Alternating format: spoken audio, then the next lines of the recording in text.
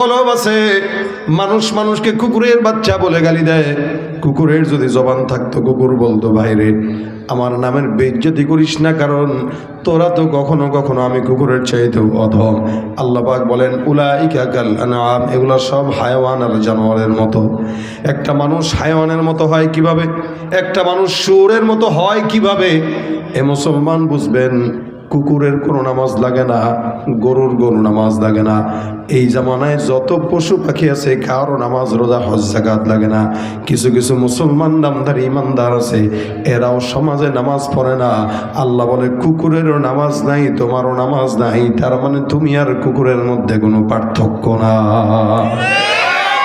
কুকুর যেরকম সেও সেরকম। মানুষ হওয়ার পরে কুকুর নামাজ পড়ে না, সেও নামাজ পড়ে না। কুকুরের পর্দা নাই, তারও পর্দা নাই। কুকুর যাকাত দেয় না, সেও যাকাত দেয় না। কুকুর হজ করে না, সেও হজ করে না। কুকুর বেপর্দায় চলে, সেও বেপর্দায় চলে। আল্লাহ বলেন উলাইকা কাল আনআম, এগুলো সব হলো হায়াওয়ান আর জানোয়ারের মতো। আল্লাহ তারপরে বলেন বালহুম আদল, এগুলো হায়াওয়ান আর জানোয়ারের চাইতেও খারাপ। কেমনে খারাপ বলেন তো? এলাকায় যত অন্যায় অবিচার আছে এগুলো সব কি কুকুর করে নাকি মানুষ করে? যত বলেন সুদ বলেন, ঘুষ বলেন, দুর্নীতি বলেন, চুরি বলেন, সন্ত্রাসী বলেন, জেনা ব্যভিচার বলেন, যত অন্যায় অবিচার আছে সব করে ইনসান। বুঝেও করে, না বুঝেও করে।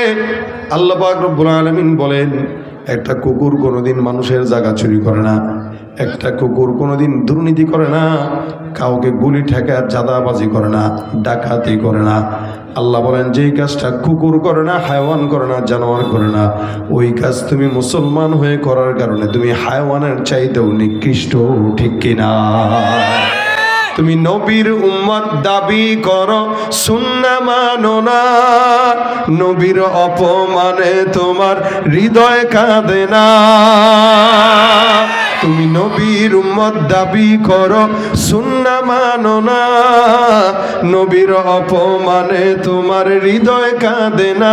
তুমি বিজাতীয় সংস্কৃতিতে সপেছ পরাণ, তুমি বিজাতীয় সংস্কৃতিতে সপেছ পরাণ। তুমি কেমন মুসলমান, তুমি কেমন মুসলমান, ঠিক না? সুদের টাকায় প্রাসাদ গড়ো, ঘোষ ছাড়ো না, দিন দুঃখী না খেয়ে মরে খবর রাখো না। ঘুষ খেয়ে অবিচার করো সাজিয়া প্রধান, তুমি ঘুষ খেয়ে অবিচার করো সাজিয়া প্রধান। তুমি কেমন মুসলমান, তুমি কেমন মুসলমান? মুসলমান দাবি করে এমন কোনো অন্যায় নাই যেটা করে না। মুসলমান দাবি করে এমন কোন গুনাহ নাই যেটা করে না। আল্লাহ পাক রব্বুল আলামিন এই কারণে বলেন ইয়া আইয়ুহাল্লাযীনা আমানু আমিনু, এ মুমিনের দল তোমরা ঈমানদার হও। আল্লাহ নবী সাল্লাল্লাহু আলাইহি সাল্লাম অন্য হাদিসের মধ্যে বর্ণনা করেন জাদ্দিদু ঈমানাকুম। আমার আল্লাহ পাক মুমিনদেরকে এক বাক্যে ডাক দিয়া বলেন, আল্লাহ নবী বলেন জাদ্দিদু ঈমানাকুম, তোমরা তোমাদের ঈমানকে নবায়ন করো। ঈমানকে নবায়ন করার কথা নবী সাল্লাল্লাহু আলাইহি সাল্লাম কেন বললেন? কারণ সমাজের মানুষ ইমানদার হওয়ার পরও চোখ দিয়া গুনাহ করে, হাত দিয়া অন্যায় করে, অন্তর দিয়া জেনা করে, গুনাহ করে, খারাপ চিন্তা করে। এরকম অসংখ্য অন্যায় করার কারণে নবী সাল্লাল্লাহু আলাইহি সাল্লাম বলেন কোন মুমিন যদি অন্যায় করে গুনাহের মধ্যে লিপ্ত হয়, ওই সময়টা আল্লাহ পাক তার কলব থেকে ঈমানের নূরটাকে উপরে উঠায় নেন। বান্দা যতক্ষণ পর্যন্ত গুনাহ করে ততক্ষণ বান্দার কলবে ঈমান থাকে না। আর বান্দা যখন গুনাহ ছেড়ে দেয় তখন আল্লাহ তার ঈমানকে আবার তার কলবের ভিতরে ঢুকায় দেয়। নবী সাল্লাল্লাহু আলাইহি সাল্লাম বলেন সুতরাং কোন ঈমানদার মুমিন যখন গুনাহ করে, স্বেচ্ছায় করুক অস্বেচ্ছায় করুক, গুনাহ করার হালতে ওই ঈমানদার বান্দার কলবের মধ্যে ঈমান থাকে না। আল্লাহ পাক বান্দার কলব থেকে ঈমানটাকে দূরে সরায় দেয়। নবী সাল্লাল্লাহু আলাইহি ওয়াসাল্লাম বলেন এই কারণে আমি আল্লাহর নবী বললাম জাদ্দিদু ঈমানাকুম, ঈমানটা গুনাহের কারণে যখন নষ্ট হয় তখন তোমরা ঈমানকে নবায়ন করো। বলে ঈমান নবায়ন কেমনে করবা? বলে বেশি বেশি বলো লা ইলাহা ইল্লাল্লাহ মুহাম্মাদুর রাসূলুল্লাহ। কালেমা পাঠ করার নাম ঈমানকে নবায়ন করা। সাহাবা আজমাইন কখনো কখনো ঈমান নবায়ন করতেন, মাঝে মাঝে প্রতিবেলায়। অনেক মুফাসসিরিন ইকরাম বলেন ঈমানকে নবায়ন করার অন্যতম উপায় হলো 5 ওয়াক্ত আযান আমাদের সমাজের মধ্যে যখন দেওয়া হয়, এই 5 ওয়াক্ত আযানের শব্দ যখন কানের মধ্যে ভেসে আসে, এক একটা আযানের শব্দের জবাব যদি কোনো মুমিন দেয়, আল্লাহ পাক রব্বুল আলামিন ওই বান্দারে প্রতিদিন 5 বার ঈমানকে নবায়ন করায় দিবে। ফজরের সময় একবার আযানের জবাব দিবেন, জোহরে আবার দিবেন, আসরে আবার দিবেন, মাগরিবে আবার দিবেন, এশা আবার দিবেন। দৈনন্দিন 5 বার যদি কেউ ঈমান নবায়ন করে, ওই বান্দার ইনশাআল্লাহ গুনাহ হওয়ার কথা না। এই জন্য ঈমান নবায়ন করার কথা আল্লাহ বলেছেন, নবী বলেছেন, ইয়া আইয়ুহাল্লাযীনা আমানু আমিনু, হে মুমিনের দল ঈমানদার হও। আল্লাহ পাক রব্বুল আলামিন বান্দাকে বারবার মুমিন হওয়ার আদেশ দিলেন। এখন আসেন, ঈমানটা 3টা শর্তের নাম। যারা নিজেকে মুমিন দাবি করে আবার গুনাহ করে, অন্যায় করে, বিচার করে, তারা মুমিন না। ঈমানের 3টা গুণ। 1 নাম্বার তাসদীকু বিল জিনান, অন্তর দিয়া বিশ্বাস করবে। আল্লাহ কয়জন? একজন। এটা অন্তর দিয়া বিশ্বাস করা। শুধু আল্লাহ যে একজন এটা অন্তর দিয়া বিশ্বাস করবে এরকম না। জান্নাত জাহান্নাম, আল্লাহর নবী রাসূল ফেরেশতাকুল সব কিছু বিশ্বাস করবে। আল্লাহ যে মসজিদে আছে বিশ্বাস করবে, আল্লাহ যে আবার অন্য জায়গায় আছে সেটাও বিশ্বাস করবে। নামাজের সময় যেরকম মনে করবে আল্লাহ আছে, অন্যায় করার সময় বিশ্বাস করবে আল্লাহ আছে। এই জমিনটা আল্লাহর, এটা যেমন বিশ্বাস করবে, এই জমিনের ভিতরেও বিধান চলবে আল্লাহর, এটাও তেমন বিশ্বাস করা লাগবে। এগুলো সব কিছু বিশ্বাস করার নাম ঈমান। তাসদীকু বিল জিনান, অন্তর দিয়ে বিশ্বাস করা, অন্তর দিয়ে সত্যবাদিতার স্বীকারোক্তি দেওয়া, বিশ্বাস করা আল্লাহ এক।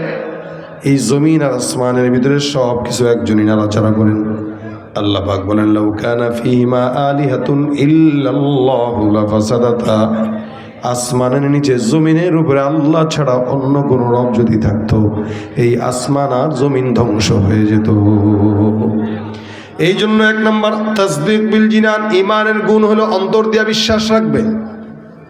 2 নম্বর জবান দিয়া স্বীকার করবে। ইকরার বিল লিসান, ইকরার বিল লিসান মানে লা ইলাহা ইল্লাল্লাহ মুহাম্মাদুর রাসূলুল্লাহ। অন্তর দিয়া বিশ্বাস করার পাশাপাশি জবান দিয়ে স্বীকার করবে। জবানের স্বীকারোক্তির অনেক দাম। কোনো মুমিন জবান দিয়া যত এলোমেলো চিন্তা করুক না কেন, যতক্ষণ মুখ দিয়া বলবে না ততক্ষণ তার গুনাহ লেখা হবে না। আপনার মাথায়, আপনার দেমাগে অনেক চিন্তা আসতে পারে যে এই সেই আল্লাহ, এই দুনিয়ার অবস্থা, মানে বিভিন্ন গুনাহের চিন্তা আসতে পারে। ততক্ষণ পর্যন্ত লেখা হবে না যতক্ষণ কাজ না করবেন অথবা মুখ দিয়া না বলবেন। কয় না, মন্ডয় চাইতেছে গালি দিয়ে ইচ্ছা মতো একটা, তা দেয় না কেন? গুনাহ হবে। মন চাইতেছে, মনের ভিতরে আছে, দেয় না। যতক্ষণ দিবে না ততক্ষণ মন কোটি কোটি বার চাইলেও কোনো সমস্যা নাই, কিন্তু যখন দিয়ে ফেলছে একবার দিলেই শেষ। এই জন্য ইকরার বিল লিসানের দাম আছে অনেক। জবান দিয়ে স্বীকার করা, জবান দিয়ে কি করা? স্বীকার করা।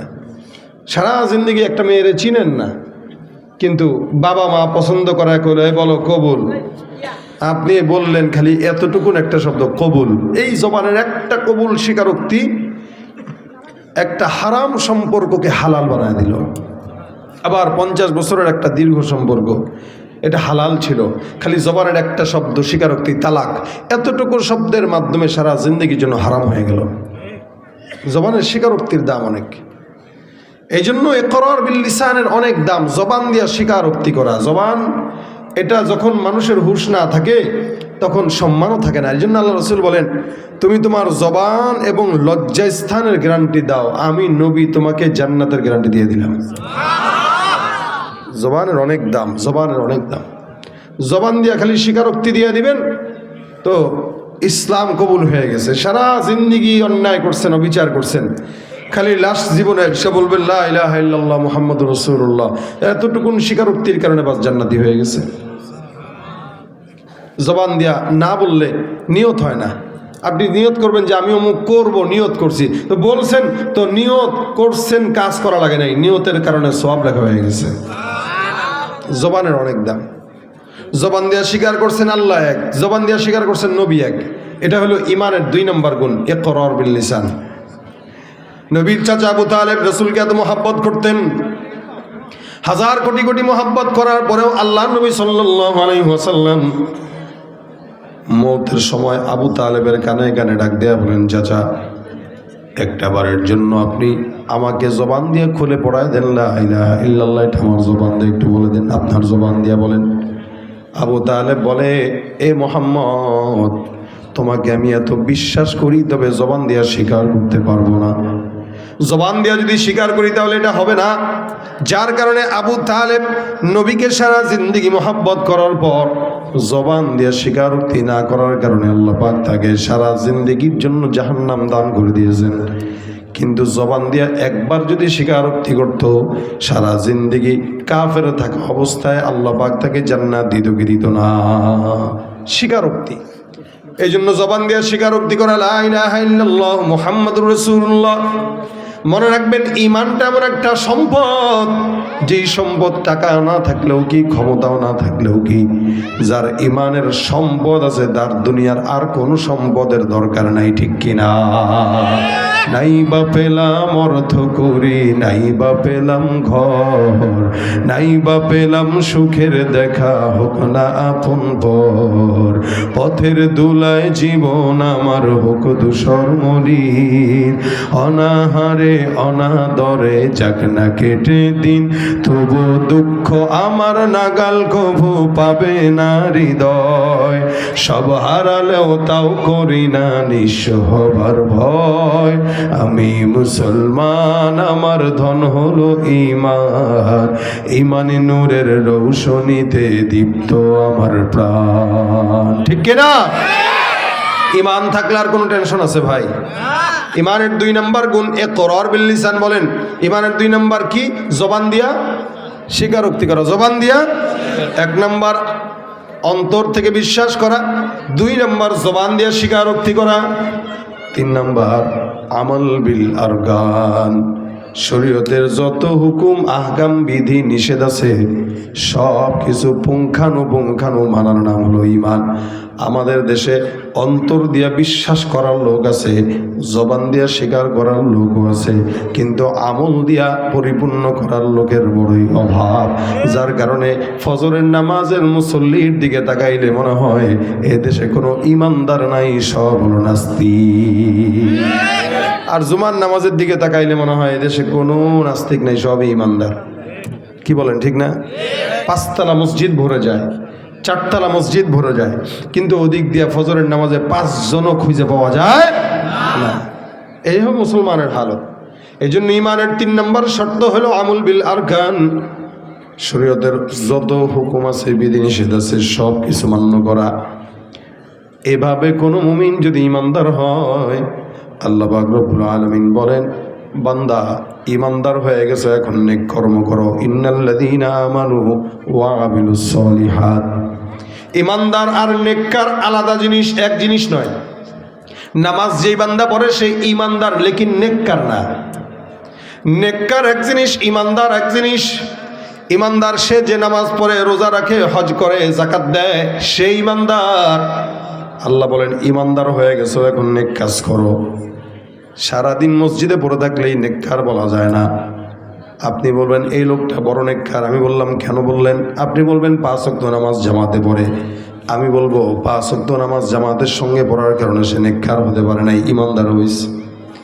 একটা লোক সকাল 8টা থেকে সন্ধ্যা 6টা পর্যন্ত চাকরি করে, আপনি বললেন সে কর্মঠ। আমি বললাম না, সে কর্মঠ না। কেন কর্মঠ না? এটা তার চাকরি। চাকরি না করলে খাবে কি, চলবে কেমনে? কর্মঠ তো সে যে 8টা থেকে সন্ধ্যা 6টা পর্যন্ত চাকরি করার পরও আবার রিক্সা নিয়ে বের হয়ে যায়, রাত 12টা পর্যন্ত রিক্সা চালায়, সে হলো কর্মঠ। কেন? নিজের চাকরির পাশাপাশি আলাদা একটু ওভারটাইম করে। কেন? দুনিয়াতে যেন একটু ভালো থাকা যায়। তেমনইভাবে নামাজ কালাম যে পড়ে সে চাকরি করে। এই চাকরিটা আমার আল্লাহ দিয়েছেন, যার কারণে নামাজ পড়ে, রোজা রাখে, হজ করে, যাকাত দেয়, কিন্তু সে ঈমানদার হইলেও নেককার হয় নাই। এখন জান্নাতে যদি একটু ভালো থাকতে চায় তাহলে কি করতে হবে? বলে ফজরের নামাজের পর একটু সময় বসে থেকে সূর্য যখন ওঠে তখন ইশরাকের নামাজটা পড়ে ফেলো। আওয়াবিনের নামাজ পড়ো, চাষতের নামাজ আদায় করো, কখনো 2 সাদকা দান করো। কখনো জিকির আজকার করো, কখনো মানুষকে পথ দেখা দাও, কখনো নেক কর্ম করো। বলে 5 ওয়াক্ত ফরজ বিধানের পর বাড়তি কিছু নেক কাজ করার নাম হলো নেককার। যেই বান্দা নামাজও পড়ে আবার মানুষকে দ্বীনের পথে ডাকে, ওই বান্দা নেককার। নেক কাজ করার জন্য বেশি সময় দরকার নাই, লক্ষ লক্ষ টাকা খরচ করা দরকার নাই। নবী বলেন কোনো মুমিনের সঙ্গে হেসেও যদি কথা বলে, আমার আল্লাহ তার আমল নামায় সদকার সমপরিমাণ সওয়াব লিখে দেন। এটা নেক কাজ, হেসে কথা বলা। আমরা তো হাসি মুখে কথা বলা ভুলেই গেছি। কেউ কথা বললে ভাব ধরা, চোখ মুখ লাল কইরা, নিচের দিকে তাকায়, মোবাইল টিপে টিপে, কত রকম আমাদের কথা। অথচ রাসূল সাল্লাল্লাহু আলাইহি ওয়াসাল্লাম বলেন একটু হাসি দাও। কেউ কারোর সঙ্গে দেখা করে সালাম দিল, হ্যাঁ একটু হাসি দিয়ে দাও, একটা হাসি দিলেই বাশাশাতুল ওয়াজহি সাদাকা। রাসূল বলেন কেউ যদি একটু হাসি মুখেও কারো দিকে তাকায় তা আল্লাহ পাক তার সদকার সওয়াব দান করে দেন। নেক কাজের একটা ঘটনা আপনাদেরকে শোনাই। রাসূল সাল্লাল্লাহু আলাইহি ওয়াসাল্লাম বলেন ছোট্ট ঘটনা, বহু আগের জামানায় এক আল্লাহর বান্দা রাস্তা দিয়ে হেঁটে যায়। সারা জিন্দগি আল্লাহর বান্দা কোনো ইবাদত করে নাই, গুনাহ করছে, আল্লাহকে কোনো দিন ডাকে নাই, সারা জিন্দগি গুনাহ করলো। এই আল্লাহর বান্দা রাস্তা দিয়ে হেঁটে যায়, যেতে যেতে যেতে যেতে হঠাৎ করে তাকায় দেখে মরুভূমিতে একটা কুকুর জিহ্বাটা এই পর্যন্ত বের করে পানির পিপাসায় পড়ে আছে, যেন এক্ষুনি তার মওত হয়ে যাবে। আল্লাহর বান্দা মওত হবে হবে ভাব, যখন নাকি কুকুরটাকে দেখলো এই হালত, আল্লাহর সোয়াবের সন্তুষ্টির আশায় এই বান্দা যে এই কাজটা করছে এরকম নয়। আল্লাহর বান্দা চিন্তা করলো একটা নিকৃষ্ট প্রাণী কুকুর, কুকুরটা পানির পিপাসায় এই জায়গায় কাতরায়, এই কুকুরটাকে একটু পানি পান করানো আমার একটা দায়িত্ব, মানবিক দায়িত্ব। এই মানবিক দায়িত্ব থেকে কুকুরের প্রতি দয়া দেখাইলো। আল্লাহর বান্দা তালাশ করতে করতে করতে করতে একটা কুয়ার মাঝখানে গেল, কুয়ার সামনে গেল, নিজের মোজাটা খুলে কুয়ার ভিতর থেকে পানি উঠায়, নিজে পানি পান করলো, কুকুরকেও পানি পান করানোর জন্য কুয়ার থেকে পানি উঠাইলো। আল্লাহর বান্দা কুকুরের সামনে যায়, কুকুরটাকেও পানি পান করায় দেয়। নবী সাল্লাল্লাহু আলাইহি ওয়াসাল্লাম বলেন আমার আল্লাহ পাক রব্বুল আলামিনের কুদরতের রহমতের সাগরে ঢেউ উঠে যায়। কেন জানো? আল্লাহ বলেন এ পয়গম্বর, এই বান্দাটা একটা সৃষ্টির সেরা জীব নয়, সেরা জীব হয়ে নিকৃষ্ট প্রাণী কুকুরকে পানি পান করানোর জন্য দিনের ভিতরে দয়া লাগলো। আমি আল্লাহ ঘোষণা করলাম, আমি আল্লাহ ওই বান্দাকে দয়া করে মাফ করে জান্নাত লিখে দিলাম। সারা জিন্দেগি কোনো গুনাহ মানে ইবাদত করে নাই, খালি গুনাহ আর গুনাহ, গুনাহ আর গুনাহ, গুনাহ আর গুনাহ। এই গুনাহগারের হালতের ভিতরেও আল্লাহ পাক রব্বুল আলামিনের হাবিব বলেন এই ব্যক্তিটা শুধু কুকুরকে একটু পানি পান করাই দিছে, এতটুকুই, আর কিছু না। এতটুকুনের কারণে রাসূল বলতেছেন সাহাবারা, আল্লাহ বলেন একটা স্বাভাবিক কুকুরকে পানি পান করাইছে, তার মানে তার দিলে দয়া আছে। সে যদি কুকুরকে দয়া করতে পারে, আমি আল্লাহ তার মতো ইনসানকে কেন দয়া করব না? তারে বলে দাও আমি তারে মাফ করে দিলাম, যাও। তাহলে কুকুরকে পানি পান করায়ও মানুষ জান্নাতে যেতে পারে। আবার অনেক সময় নামাজি কালামি হয়েও জান্নাত যেতে পারে না। কেন? বলে যেটা করতেছে বা ইবাদত করে এগুলো সব বান্দাকে দেখানোর জন্য করে, আল্লাহর জন্য না। এই জন্য নবী বলেন আখলিস দীনাকা ইয়াকফিকাল আমালুল কলিল, তুমি তোমার ঈমানকে সহি করো, আল্লাহ পাক রব্বুল আলামিন অল্প আমলের কারণে তোমাকে নাজাতের জন্য বন্দোবস্ত করে দিবেন। সুবহানাল্লাহ। অল্প আমল, বেশি দরকার নেই। রাতকে রাত তাহাজ্জুদের দরকার নাই, রাতকে রাত কোরআন তেলাওয়াতের দরকার নাই, রাতকে রাত জিকিরের দরকার নাই। অল্প আমল করো তো নাজাতের ওসিলা হয়ে যাবে। এই জন্য রাস্তা দিয়ে হাঁটতেছেন, কাউকে দেখছেন, একটা সালাম দিয়ে দিবেন, নেক কাজ। কোনো একটা মুরব্বী বয়োজ্যেষ্ঠকে হেঁটে যেতে দেখতেছেন, তো তাকে হাতের ভিতরে একটা মনে করেন 5 কেজি ওজনের বাজারের ব্যাগ আছে, আপনি বলবেন কাকা দেন ব্যাগটা, আমি একটু আলগায় দিই। কই যাবেন? ওই 1 কিলোমিটার দূরে, দেন ব্যাগটা একটু নিয়ে নিজে একটু হেঁটে আরেকজন মুরব্বীর বোঝাটা একটু আগায় দেন। আপনি দুনিয়াতে কারো বোঝা আগায় দিবেন, আল্লাহ পাক আপনাকে জান্নাতে যাওয়ার জন্য গুনাহের বোঝা আল্লাহ নিজে আদায় দিয়া তারপর আপনাকে জান্নাত দিয়ে দিবে। আপনি কারো বোঝা বহন করবেন তো আল্লাহ আপনার বোঝা বহন করে দিবে, শেষ। দুনিয়াতে আপনি হয়তো 5 কেজি ওজনের বোঝা বহন করছেন, আল্লাহ পাক জাহান্নামে আপনার সমস্ত কোটি কোটি গুনাহের বোঝা বহন করে দিয়ে দিবে। কিন্তু আপনাকে তো আগে দিতে হবে। এই জন্য নিয়ত করেন।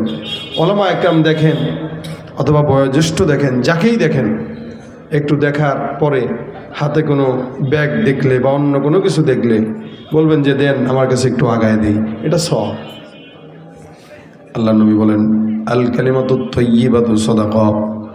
কোনো মুমিন যদি কোনো মুমিনের সঙ্গে ভালো আচরণ করে, অর্থাৎ ভাই জিজ্ঞাসা করলেন দেখা হয়েছে, ভাই আপনার পরিবার কেমন আছে, আলহামদুলিল্লাহ। কেউ অসুস্থ আছে কিনা, বলে না। ব্যবসা বাণিজ্য কেমন চলতেছে এখন, বলে তো আলহামদুলিল্লাহ ভালো আছি। কোনো সমস্যা হলে বললেন টইলেন আমারে, আচ্ছা ঠিক আছে বলবো। এই যে একটুখানি কনভারসেশন, একটু কথোপকথন, এতটুকুনের বরকতে আল্লাহ পাক রব্বুল আলামিনের হাবিব বলেন সদকার সওয়াব মিলে যায়। আল কালিমাতু তাইয়্যিবাতু সাদাকা। নেক কথা বলা, মানুষের সঙ্গে একটু উত্তম কথা বলা, এগুলো সদকার সওয়াব। তাহলে সমাজে আমরা নেক কাজ করি না, আমরা নেক কাজ ছেড়ে দিচ্ছি। কোনো মানুষ অটোতে উঠলেন, দুপুরবেলা আপনার বাসায় নামবেন, আপনি চিন্তা করলেন যে দেখ মুরব্বী মানুষ, জিজ্ঞেস করি খাইছে কি খাইছে না। আপনি যদি জিজ্ঞাসা করেন বাবা খাইছেন, যদি বলে না খাই নাই, তো চলেন আমার বাসায় তো একটু ডাল ভাত কিছু রান্না করা আছে, আপনি সহ একটু বাসার ডাল ভাতটা খাই। একটা রিক্সাওয়ালা, একটা ভ্যান চালক, এরকম একটা মানুষকে যদি আপনি মন থেকে একটু খাবার মেহমানদারি করান, বলেন তো এটা সওয়াব না গুনাহ? এই যে রমজান আসতেছে, সওয়াব কামানোর মাস রমজান। রমজান হচ্ছে বান্দার আমলের গাছ থেকে ফল পেড়ে খাওয়ার মাস। একটা রজব, শাবান, রমজান। আল্লাহুম্মা বারিক লানা ফি রজব ওয়া শাবান ওয়া বাল্লিগনা রমাদান। নবী দোয়া শিখিয়ে দিয়েছেন। আমরা তো নির্বাচনের কারণে রমজানকে কই যে রাখছি আল্লাহ মাবুদ জানে। রমজান যে এবার কি হয় আল্লাহ ছাড়া কেউ জানে না। কিন্তু অন্যান্য বছর কিন্তু এই সময়টা একটা রমজানের আমেজ আমাদের দিলে কাজ করত। এবার আর রমজানের কথা মনেও নেই পাবলিকের। এখন থেকে চিন্তা করেন রমজান আসতেছে। রজব মাসটা হইল আমলের গাছে চারা লাগানোর মাস, আমলের চারা লাগানোর গাছের মাস। মানে আমলের গাছের চারা লাগাবো রজবে। মুফাসসির একরাম বলেন আমলের গাছের চারায় পানি দেব শাবানে, তো এটা একটু একটু বড় হবে। আর যখন বড় হবে রমজান আসবে, তো তখন আমলের ফলগুলো পেড়ে পেড়ে পকেটে ঢুকাবো। অর্থাৎ নফল ইবাদত করবো তো আল্লাহ পাক ফরজের সমপরিমাণ সওয়াব দান করবেন। ফরজ করবো তো আল্লাহ পাক 70 থেকে 700 গুণ বৃদ্ধি করে সওয়াব দান করে দিবেন। আমরা রমজান আসতেছে, নিয়ত করব প্রতিদিন নেক কাজ করব। একটা হোক, 2টা হোক, 10টা হোক, 20টা হোক, নেক কাজ করবেন প্রতিদিন। প্রত্যেক দিন একজনকে একটু ইফতারি করাবেন। কি দিয়া? বলে খেজুর দিয়া। কি দিয়ে? একটু বুট দিয়ে। কি দিয়ে? একটু মুড়ি দিয়ে। এখন তো খেজুর, মুড়ি, এরপরে ফল ফলাদির আইটেম 5টা না থাকলে ইফতার কোনো বাসায় দিলে কয় ফকির নি আমার ইফতার দিতে এসে, মনে হয় আমি না খেয়ে আছি।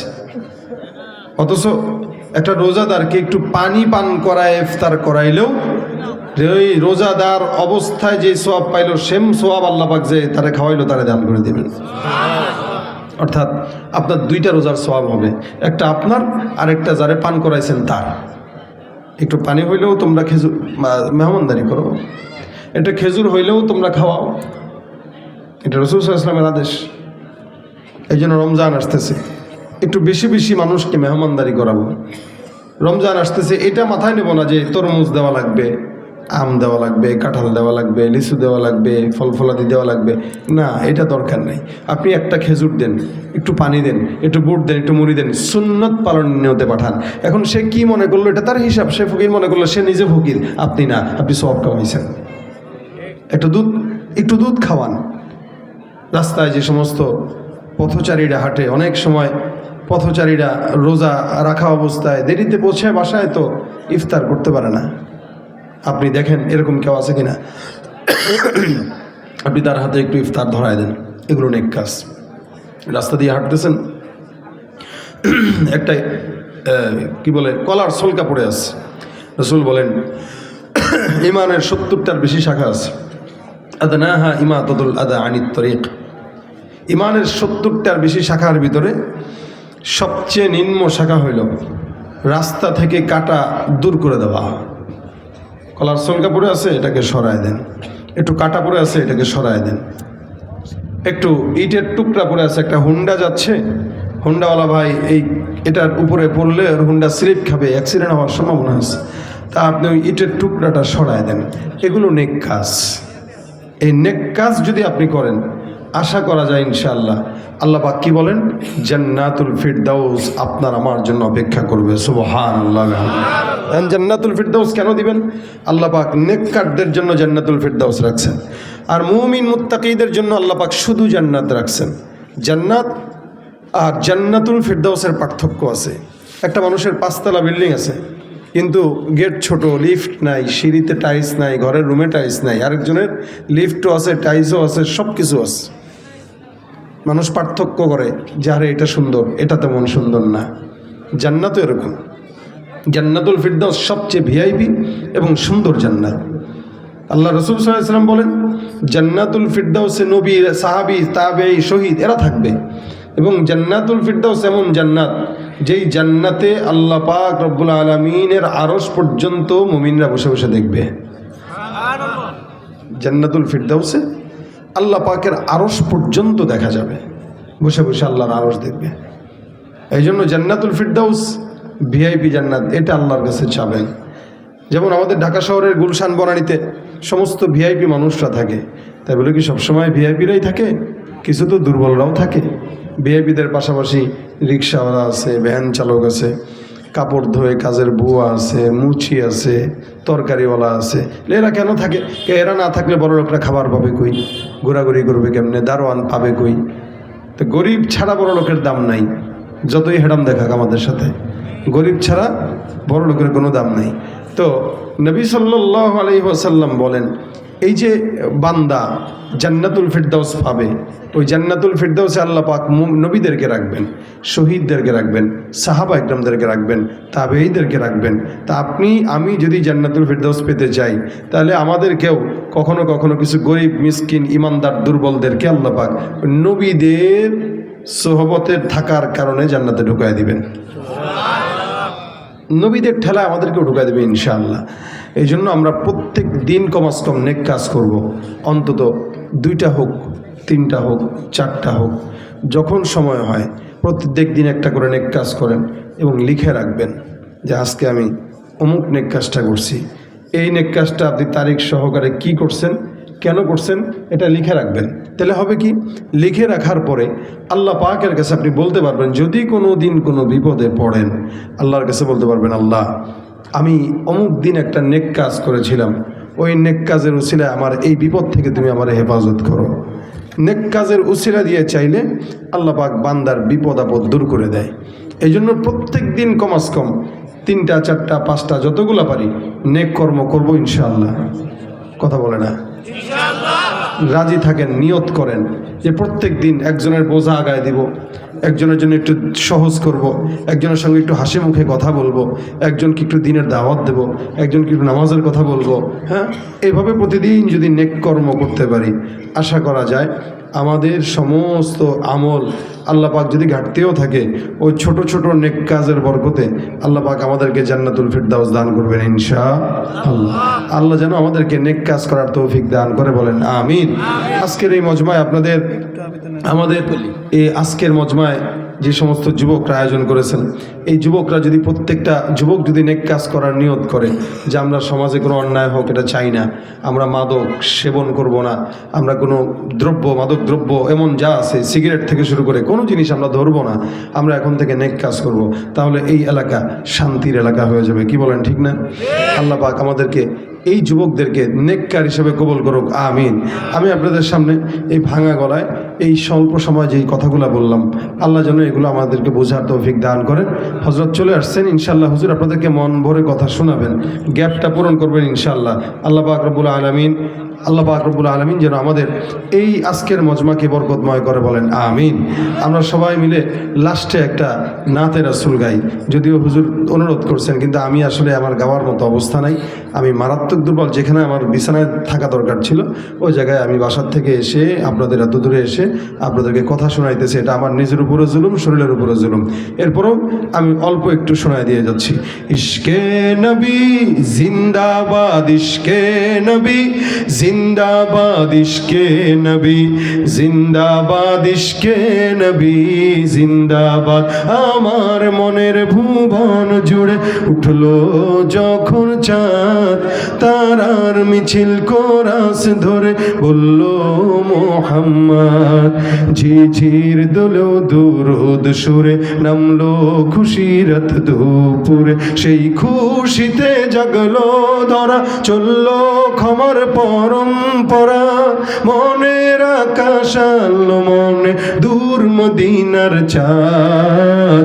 ইশকে নবী, ইশকে নবী, ইশকে নবী জিন্দাবাদ।